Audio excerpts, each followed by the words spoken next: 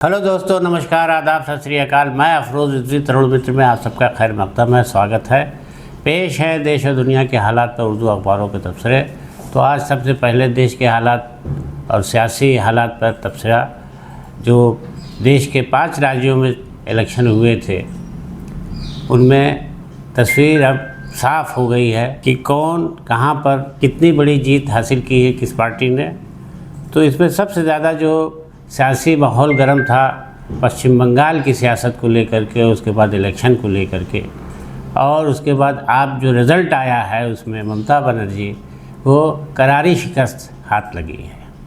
अपनी शिकस्त के बाद वो तमाम तरीके के इल्ज़ामात लगा रही हैं बीजेपी पर, और उन्होंने एक याचिका भी इससे पहले दायर की थी सुप्रीम कोर्ट में कि चुनाव आयोग ने केंद्र सरकार के इशारे पर केंद्रीय कर्मचारियों को लगा दिया है पोलिंग बूथ पर और सब वोटिंग के काम में। तो वो याचिका भी उनकी खारिज हो गई। लेकिन अब सब सारी बातों से पर एक बात भारी हो गई है कि भारतीय जनता पार्टी ने अभी 5 बजे तक जो नज़ारा है उसमें 200 सीट हासिल कर ली है।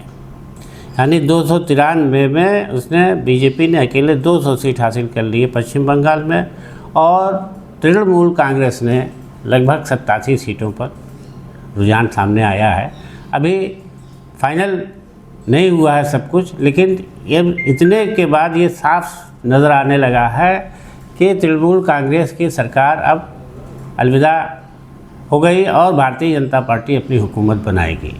जैसा कि प्रधानमंत्री नरेंद्र मोदी ने बार बार इस बात को पश्चिम बंगाल में रैली में कहा था कि लगता है मेरे ही भाग में लिखा है यहाँ के लोगों को आज़ाद कराना इस हुकूमत से। तो वो सच साबित हुआ है, और जो भी एग्ज़िट पोल आ रहे थे उसमें भारतीय जनता पार्टी को ज़बरदस्त जीत दिलाई जा रही थी, वो भी एग्ज़िट पोल भी सही साबित हो रहे हैं। तो अब तमाम तरह के आरोप लगाए भी जा रहे हैं और तमाम एनालिसिस भी हो रही है, समीक्षाएं भी हो रही हैं कि कोई कह रहा है कि ये जीत नहीं है, जुगाड़ से जीत है, कोई कुछ कह रहा है, कोई कुछ कह रहा है। लेकिन एक मुहावरा है कि जो जीता वो सिकंदर। अब भारतीय जनता पार्टी लगातार जीत रही है, चाहे वो बिहार में जीते, चाहे वो पंजाब में जीते, चाहे कहीं जीते, हरियाणा में जीते, महाराष्ट्र में जीते, कहीं जीते, उसने बाजी पलट के दिखा दी है। तो अब इस तरीके से ये लोगों को यकीन हो चला है कि भारतीय जनता पार्टी के मुकाबले अब कोई भी दल टिक नहीं पाएगा इलेक्शन में, क्योंकि जिस तरीके से पश्चिम बंगाल में इलेक्शन हुआ है वो अद्वितीय है कि 2 साल से कोशिश कर रही थी भारतीय जनता पार्टी, वहाँ पर एक्सरसाइज कर रही थी कि हमको अपनी पार्टी की सरकार यहाँ बनाना है। और प्रधानमंत्री नरेंद्र मोदी और अमित शाह दोनों लगे हुए थे। अमित शाह ने भी काफ़ी यहाँ पर आकर सभाएं की थी, वो किया था कि यहाँ पर हम घुसपैठियों को नहीं रहने देंगे। लेकिन इसमें जो एक ये भी इल्ज़ाम लगाया जा रहा है कि इस चुनाव को पूरी तरीके से रिलीजन के उस पर लड़ लिया गया है, धार्मिक हिंदू मुसलमान करके चुनाव लड़ा गया है।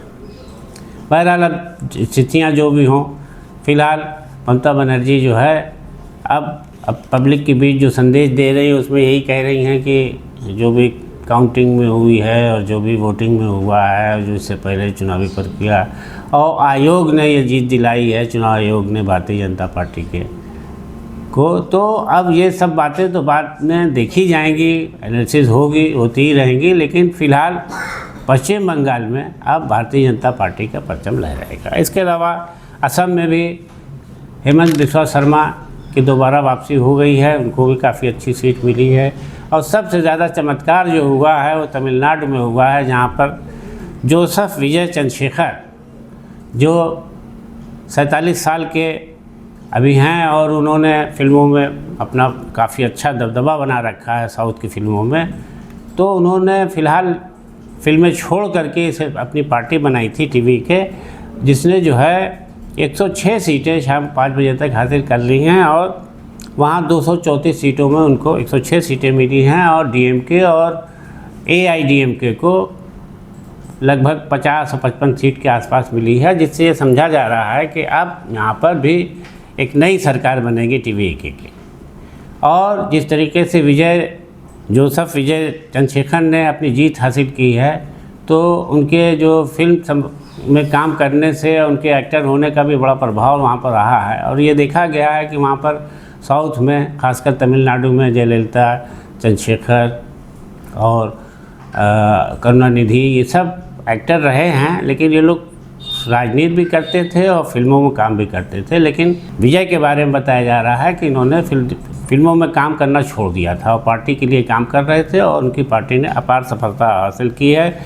अब समझा जा रहा है कि तमिलनाडु में MK स्टालिन की जगह विजय जोसेफ की सरकार होगी और ये देखने लायक होगा कि एक नौजवान अभिनेता किस तरीके से फिल्मों में तो काफ़ी कामयाबी हासिल की थी और अब सूबे को कैसे चलाएंगे, ये सबकी निगाहें इस पर लगेंगी। बहरहाल उनको बहुत बहुत बधाइयाँ सब हम लोगों की तरफ से भी कि भाई एक आदमी ने जो है एकदम से नई पार्टी बनाई और अचानक जो इतनी ज़बरदस्त जीत हासिल की है, तो तमिलनाडु में जो है एक नई सरकार का उदय हुआ है।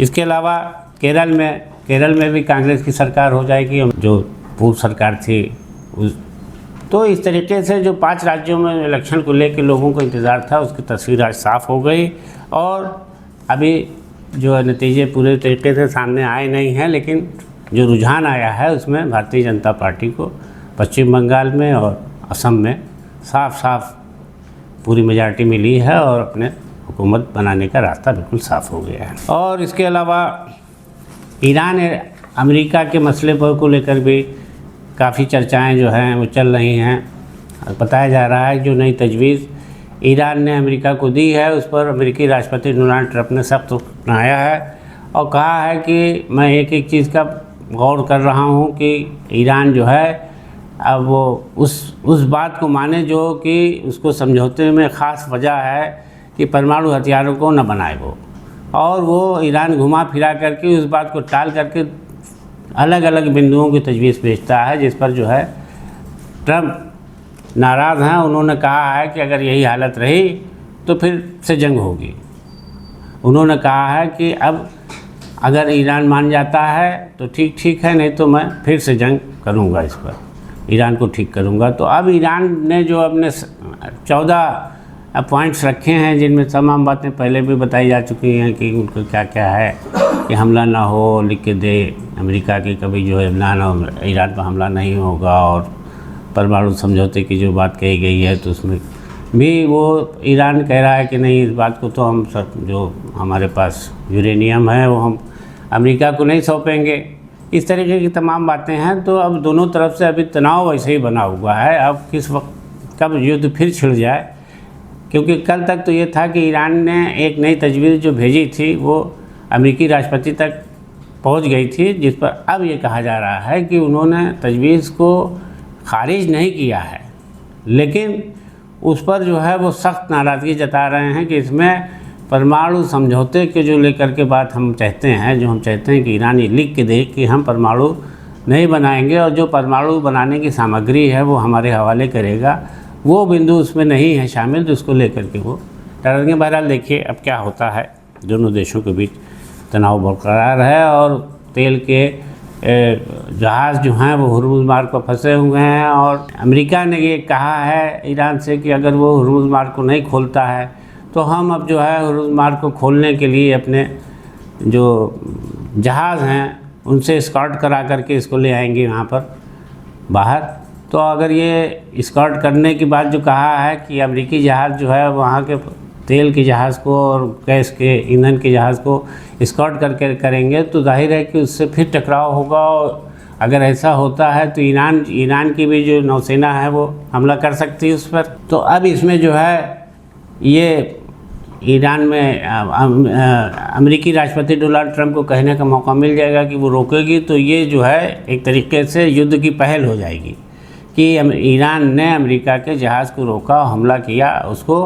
तो अब ये एक नया दांव खेल रहे हैं डोनाल्ड ट्रंप की अमेरिका जो है जंग की पहल कर दे। तो हम पर जो इल्ज़ाम लगा है कि हमने जंग शुरू की थी तो ईरान के कांधे पर आ जाए। तो बहरहाल अब ये खेल चल रहा है, देखिए इस पर क्या होता है। इसके अलावा दक्षिणी लेबनान पर इजराइल ने अब तक 50 हमले किए हैं, जिसमें 41 लोगों की मौत हो गई है। इजराइल ने 16 अप्रैल से लागू सैन्य विराम के बीच लेबनान पर हमले तेज़ कर दिए। अब तक 2000 लोगों के मारे जाने की खबर है और तेज़ बमबारी हो रही है, हालात बेहद तनावपूर्ण है। ड्रोन की निगरानी के बीच लोगों का पलायन हो रहा है, किसी तरीके से लोग जान बचा के भाग रहे हैं, लेकिन इजराइल जो है वो जंग पर आमादा है। और इसके अलावा मणिपुर के इम्फाल एयरपोर्ट के कार्गो टर्मिनल के पास एक ज़बरदस्त धमाका होने से सनसनी फैल गई है, दहशत फैल गई है। पुलिस सूत्रों के मुताबिक रविवार को दो संप्रदायों के बीच झड़पों को लेकर के एक कार्यक्रम यानी उसकी बरसी मनाई जा रही थी। इस दौरान ही ये विस्फोट हुआ है और विस्फोट की जिम्मेदारी अभी किसी ने ली नहीं है, लेकिन विस्फोट के पीछे क्या वजह थी ये भी नहीं बताया गया है। पुलिस बहरहाल जांच कर रही है मामले में। इसके अलावा दुखद समाचार नई दिल्ली से सामने आया है, जहां विवेक विहार कॉलोनी इलाके में शनिवार को देर रात एक 4 मंजिला भवन में आग लग गई है, जिसमें 4 मंजिला इमारत में 9 लोग मर गए हैं, जिसमें 5 महिलाएं शामिल हैं। एक ही परिवार के 5 लोग शामिल हैं और 15 लोगों को बचाया गया है। बताया जाता है कि आधी रात में ये आग लगी है। पूरी इमारत में एकदम मातम जैसा माहौल हो गया था। जब बचाव दल के दमकल के लोग पहुँचे हैं तो वहाँ सीढ़ियों पर और उस पर लोगों को मृत हालत में पाया गया है। यानी पुलिस ने जो 15 लोगों को बचाने का दावा किया है दमकल कर्मियों ने पुलिस के साथ, लेकिन 9 लोगों की लाशें बरामद की है। अभी ये बात साफ़ नहीं हुई है कि लोगों के जलने से और दम घुटने से कितने लोगों की मौत हुई, लेकिन फ़िलहाल 9 के शव बरामद होने की बात सामने आई है। और ये आग जो है क्यों लगी अभी स्थिति साफ नहीं हुई, लेकिन प्रारंभिक शुरुआती जांच में ये बताया जा रहा है कि शॉर्ट सर्किट या एसी में कहीं ख़राबी की वजह से ब्लास्ट होने पर आग लगी, जिससे वहाँ भगदड़ मच गई और पूरे 4थी मंजिल तक जो है, दूसरी तीसरी चौथी मंजिल तक आग की लपटें उठने लगी और बड़ा भयावह मंजर हो गया, जिससे मौके पर पहुंचकर दमकल कर्मियों ने सहायता का काम किया, जिसमें 9 लोग मर चुके थे और 15 लोगों को बचाए जाने का दावा किया गया। इसके अलावा यूपी के प्रतापगढ़ में कोतवाली इंचार्ज के कत्ल के मामले में ज़ीशान नामक शख्स को 10 साल की सज़ा सुनाई गई है और जुर्माना लगाया गया है। बताया जाता है कि 15 नवंबर 2015 को हाई कोर्ट ने इस कत्ल के मामले में सीबीआई को जिम्मेदारी सौंपी थी कि वो इसकी जांच करके मुलजिम को सज़ा दिलाए। तो सीबीआई कोर्ट ने पहले अज्ञात में मुकदमा दर्ज हुआ था, बाद में ज़ीशान नामक शख्स को गिरफ़्तार किया था और उसके साथ एक और लड़की थी, लेकिन बाद में ज़ीशान ने लिख के दिया कि मैंने अपना जुर्म स्वीकार कर लिया उसने कत्ल करने की बात, तो उस पर मुकदमा चला करके उसको 10 साल की सज़ा सुनाई गई है। और इसके अलावा बलिया के कोतवाली शहर के शिवरामपुर घाट पर गंगा नदी में स्नान करते हुए 4 लड़कियां डूबने लगीं, जिनको बचाने के लिए मौके पर पहुंचे तो 2 लड़कियों को बचाया गया, लेकिन 2 लड़की डूब गई। लेकिन इसी बचाने में 2 युवक भी डूब गए, यानी 4 लोगों की मौत हो गई डूबने से। बहरहाल वहाँ मातम का माहौल बन गया और पता चला था कि रविवार की सुबह मुंडन संस्कार में भाग लेने के लिए काफ़ी लोग इकट्ठा हुए थे, जिसमें ये बच्चियाँ नहाने के लिए गई थी वहाँ पर, तो 2 लड़कियाँ डूब गई उसमें और 2 लड़के डूब गए। 3 के शव बरामद हुए, 1 लापता है। पुलिस मामले की जांच कर रही है।